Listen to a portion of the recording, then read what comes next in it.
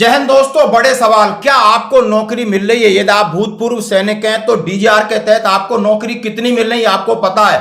यदि आप भूतपूर्व सैनिक हैं तो कोई ऐसा आयोग है कि यदि आपकी कोई सीधी समस्या है, चाहे पेंशन संबंधी समस्या है, चाहे आपके साथ कोई दुराचार, अनाचार, अत्याचार हो रहा है, शोषण हो रहा है, उसके लिए क्या कोई सीधी ऐसी हेल्पलाइन है जिसपे कॉल करो, आपका समस्या का समाधान हो जाए? चाहे आप ईसीएचएस हो, सीएसडी हो, किसी तरह की आपके साथ भेदभाव हो रहा है, क्या कोई ऐसा ऑर्गेनाइजेशन है जो जहां पर आप जाकर के आपको सीधा अटेंड करे, आपकी बात सुन सके?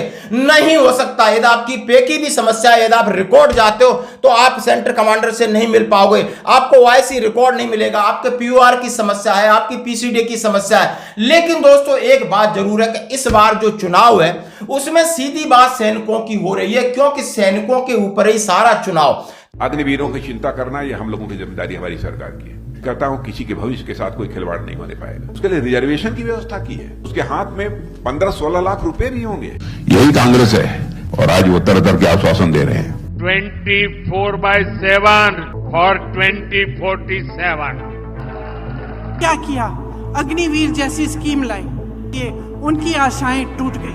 चाहे सैनिकों के वन पेंशन की बात कही जाए, चाहे आपको अग्निवीर का मुद्दा अभी बहुत ऊपर तक पहुंच गया, और वैसे ही एक सवाल जो कि माननीय रक्षा मंत्री जी से पूछा, उन्होंने क्या गोलमोल जवाब दिया। और इसके ऊपर कांग्रेस पार्टी हो, भारतीय जनता पार्टी हो और अन्य लोग भी इसको बढ़ चढ़कर बोल रहे हैं। अग्निवीरों की चिंता करना यह हम लोगों की जिम्मेदारी हमारी सरकार की है। मैं दावे के साथ कहता हूं किसी के भविष्य के साथ कोई खिलवाड़ नहीं होने पाएगा। और मैं कहता हूं अग्निवीर यदि अली आते हैं 18 साल की उम्र में, ज्वाइन करते हैं और हाई स्कूल पास करने के बाद जब वो 4 साल के बाद निकलेंगे तो उनके पास जो है इंटरमीडिएट की सर्टिफिकेट होगी, इक्विवेलेंट, और साथ ही साथ उनके पास कोई एक प्रकार का उनका ट्रेनिंग होगी, प्रशिक्षण भी होगा उनका, माने क्या बोलते स्किल डेवलपमेंट भी उनका होगा।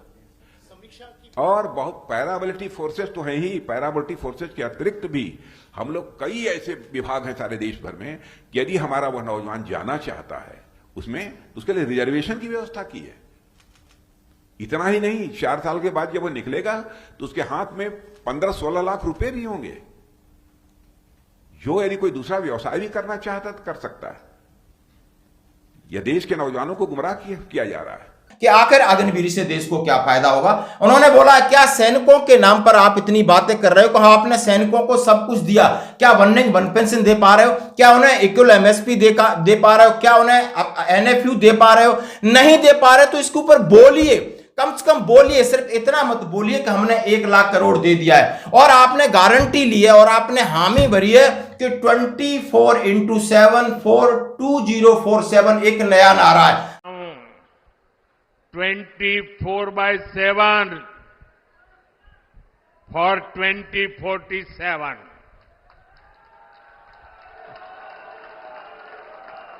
24/7 फॉर 2047।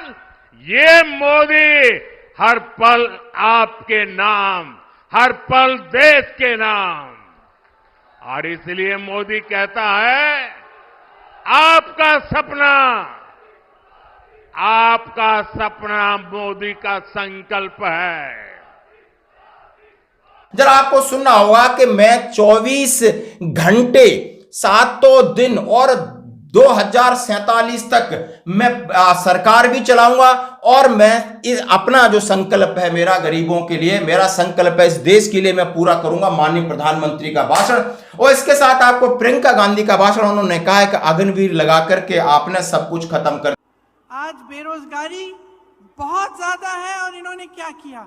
अग्निवीर जैसी स्कीम लाई, जिससे वो बच्चे, वो नौजवान जो मेहनत करके रोज रोज वर्जिश करके टेस्ट लेते हैं सेना में जाने के लिए, उनकी आशाएं टूट गई। पेपर लीक हो रहे हैं हर प्रदेश में। दिया। और फिर रक्षा मंत्री से जी से पूछे गए सवाल और रक्षा मंत्री जी के अटपटे जवाब सुनिए कि वो क्या कह रहे हैं। जरा हम इनका विश्लेषण करते। माननीय प्रधानमंत्री का भाषण देखा, माननीय प्रियंका गांधी जी कह रहे हैं कि आपने अग्निवीर ला करके देश को कमजोर किया, सेना को कमजोर किया, नौजवानों को भटकाया। और एक गुमराह की स्थिति पैदा करती जिस पे आप स्पष्टीकरण नहीं दे पा रहे हो। जब स्पष्टीकरण दिया तो क्या दिया, माननीय राजनाथ सिंह ने कहा यह बहुत अच्छी योजना है कि 10 क्लास पास बंदा जब वहां 4 साल नौकरी करके आएगा, इसके ऊपर स्किल होगी, 12th का उसके पास सर्टिफिकेट होगा और उसके पास 15 लाख रुपए उसकी जेब में होंगे और उसके बाद हम उसको सीआरपीएफ में नौकरी देंगे और अलग अलग स्टेट फोर्स में नौकरी देंगे। क्या माननीय रक्षा मंत्री जी, जितने सैनिक आए हैं फिर 4 सवाल दागे गए, क्या वो सवाल सही हैं? आपकी तरफ से दागे गए। ये डीजीआर में जून 2021-22 की रिपोर्ट थी, उसमें 8,10,000 पद पूर्व सैनिकों के खाली थे और उसमें से 95% आज भी खाली हैं, 5% आपने भरे हैं। क्यों आपने भूतपूर्व सैनिकों को नौकरी नहीं दी? क्या वो भूतपूर्व सैनिक वो सैनिक नहीं, क्या सिर्फ अग्निवीर ही सैनिक हैं? क्या वो जो पूर्णतः पूरी नौकरी करके आए आज कतार में लगे, तो क्या आप इनको अग्निवीरों को आगे ले जाकर के आप उनको नौकरी दोगे? क्या वो उन्होंने देश की सेवा नहीं की? क्या 4 साल की सेवा बड़ी सेवा है? ये 2 सवाल। तीसरा सवाल है कि आपने हर साल 80,000 जो सैनिक भर्ती होते थे आपने 40 कर दिया। आपने किस हिसाब से किया? न तो किसी जनरल से पूछा, न किसी से पूछा, न सेना से पूछा, आपने फरमान जारी करके। क्या आपको पता है कि यूनिट से लगा करके ऑपरेशनल है दूसरे कमिटमेंट में क्या परेशानी होगी? आपने सीधे 2.25 लाख सैनिकों की कमी और कटौती कर दी। किस लिए, किस बात पे की? क्या किसी नेता को अधिकार है?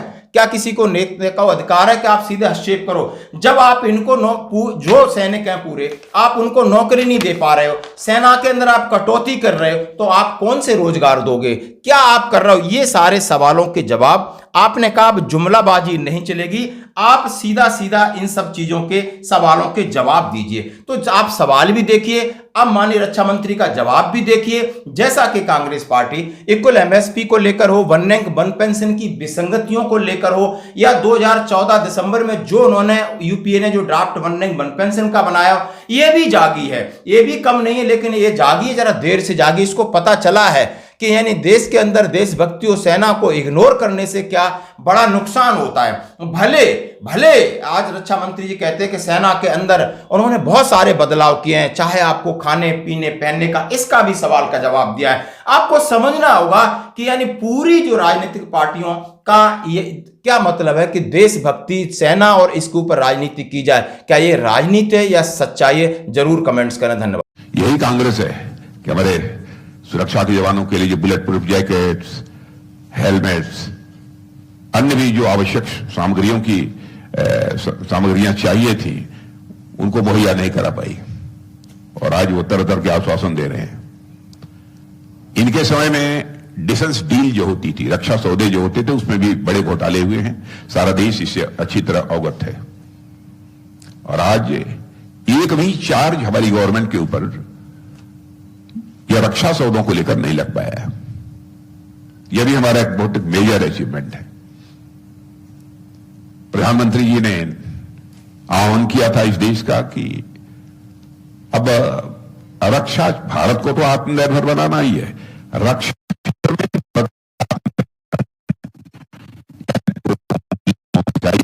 फाइटर प्लेन्स हो, एमिनिशंस हो, यह सब बनने चाहिए तो भारत में बनने चाहिए, भारतवासियों के हाथों से बनने चाहिए और हम इस काम को तेजी के साथ कर रहे हैं। 2014 में जहां अप्रॉक्सीमेटली 600 करोड़ का ही केवल एक्सपोर्ट होता था, आप सबको जानकारी समाचार पत्रों के माध्यम से हो चुकी होगी, क्योंकि इस संबंध में मैंने स्टेटमेंट भी जारी किया था कि आज हमारा एक्सपोर्ट 21,000 करोड़ से अधिक का हो गया है। और मैं आपको संकेत दे रहा हूं और भी है, लेकिन इसमें भी ऐड नहीं किया है। और रक्षा की दृष्टि से तो कोई भी देश हो, बहुत सारे चैलेंजेज रहते हैं, हमारे समक्ष भी चुनौतियां हैं। साइबर वार की है, अनकन्वेंशनल वारफेयर की है, असिमेट्रिकल वारफेयर की है, एल्गोरिथम वार की है, लेकिन इन सब सारे खतरों से भारत तैयार रहे, यह भी आवश्यक है और इस दृष्टि से भी हम काम करेंगे। लेकिन रक्षा तैयारियों के बारे में एक चीज मैं स्पष्ट कर देना चाहता हूं, भारत रक्षा की दृष्टि से अपने को मजबूत कर रहा है तो दुनिया के किसी देश पर आक्रमण करने के लिए नहीं, अपनी सुरक्षा के लिए।